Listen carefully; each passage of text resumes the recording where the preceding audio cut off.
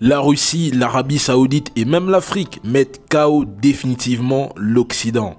Et je vous explique clairement pourquoi la guerre elle est terminée. Je vous rappelle qu'en 2015, l'Amérique devient le leader des hydrocarbures grâce à la production des hydrocarbures de schiste.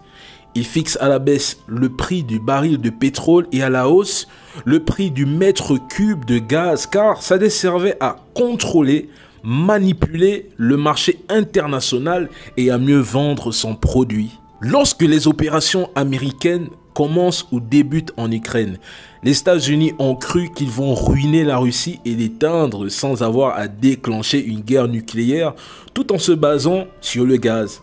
Ils demandent donc à tous les producteurs de gaz de l'OPEP d'augmenter la production de barils car plus on produit, plus le produit de barils baisse et plus les Occidentaux auront la facilité à trouver un pétrole bon marché. Ils exigent aux Émiratis et aux Qataris d'augmenter leur production. Mais au sommet gaz à Doha, ces derniers s'y opposent et se tournent vers qui? La Russie, qui, rappelons, crée et soutient l'association des États producteurs de gaz. Commence ici la descente aux enfers des USA ou de l'Occident. Car si vous ne le savez pas, il y avait un accord en vigueur depuis 1945 entre les États-Unis et l'Arabie Saoudite qui stipulait que le premier assurait la protection du second en contrepartie d'une fourniture en énergie. Mais cette situation a changé notamment avec l'irruption du gaz et pétrole de schiste aux États-Unis. Petit rappel de mémoire, l'OPEP+, c'est 13 pays membres et 10 pays producteurs de pétrole. Tous sont réunis autour de la Russie aujourd'hui. À l'intérieur, entre un nouveau État africain, je cite la Guinée équatoriale. Ce mardi, comme breaking news, le Sénégal a franchi une nouvelle étape dans son statut de puissance gazière et je les félicite d'ailleurs. La 24e conférence ministérielle du Forum des pays exportateurs de gaz va adouber Dakar en tant qu'observateur. Le Sénégal deviendra, retenez ceci, le 20e membre de l'organisation qui comportera désormais 8 pays africains dont le Nigeria et l'Angola. Ça, c'est à féliciter s'il vous plaît. Tous les feux verts prouvent que ce conflit s'achèvera sans guerre nucléaire.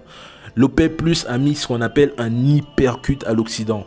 Car en produisant des barils en moins, soit 2 millions par là, le pétrole va devenir rare et de plus en plus cher.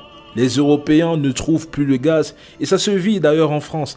Pénurie totale de gaz, le peuple français souffre, le peuple européen est asphyxié. Il suffoque. Plus encore, l'Arabie Saoudite vient de donner un AVC aux USA simplement parce qu'elle vient de demander l'adhésion aux BRICS avec l'aide de la Chine, l'Inde et la Russie, sans oublier que son ennemi, l'Iran, vient d'entrer comme un État membre.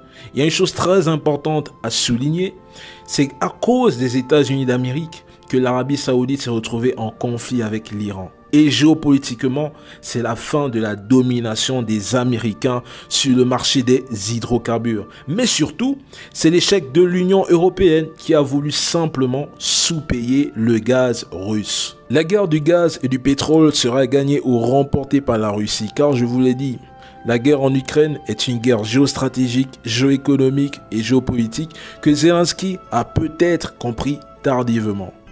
Il a souhaité, il a rêvé, il a désiré voir une Russie ou un Vladimir Poutine à genoux, asphyxié avec l'appui des Occidentaux, mais hélas, c'est son pays qui a été complètement détruit, anéanti.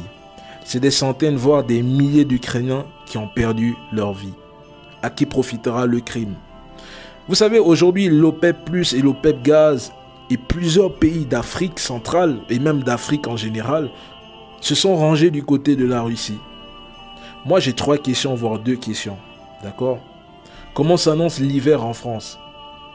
Comment s'annonce la crise financière en France? Qu'en est-il des pays occidentaux qui ne peuvent vivre ou se passer de gaz? Est-ce que vous voyez déjà les conséquences d'une éventuelle victoire de la Russie sur les États-Unis d'Amérique et l'Europe? Et là, je parle de l'Union européenne. C'est une affaire à suivre.